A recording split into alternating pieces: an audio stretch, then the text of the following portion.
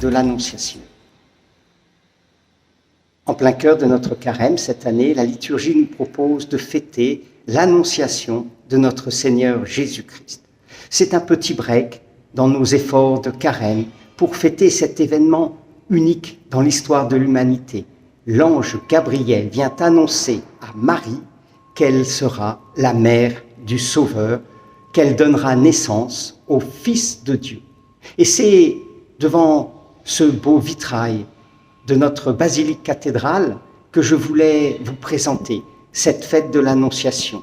Ce vitrail, l'un des plus beaux, est remarquable, tout d'abord par le lieu où il se trouve.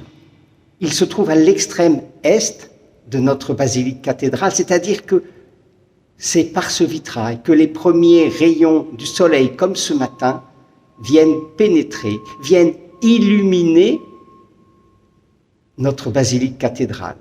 Rappelez-vous du temps de Sugère, du temps où ce vitrail est commandé et réalisé.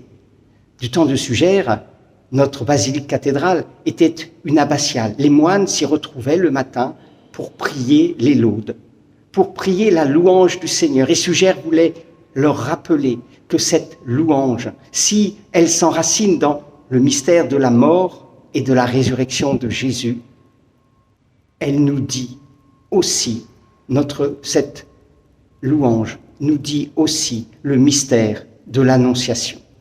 Et puis la deuxième chose remarquable, c'est que Sugère a été représenté, certainement parce qu'il aimait, comme chacun d'entre nous, la Vierge Marie, et peut-être qu'il nous invite à suivre Marie pendant tout notre chemin de carême.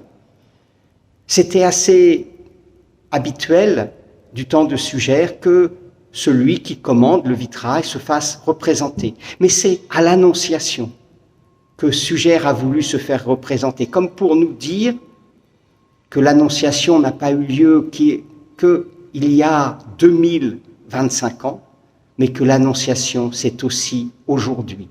Aujourd'hui, si nous aussi nous écoutons la parole du Seigneur, c'est aujourd'hui, si nous aussi, nous savons comme Marie dire « Voici la servante, voici le serviteur de la parole de Dieu ».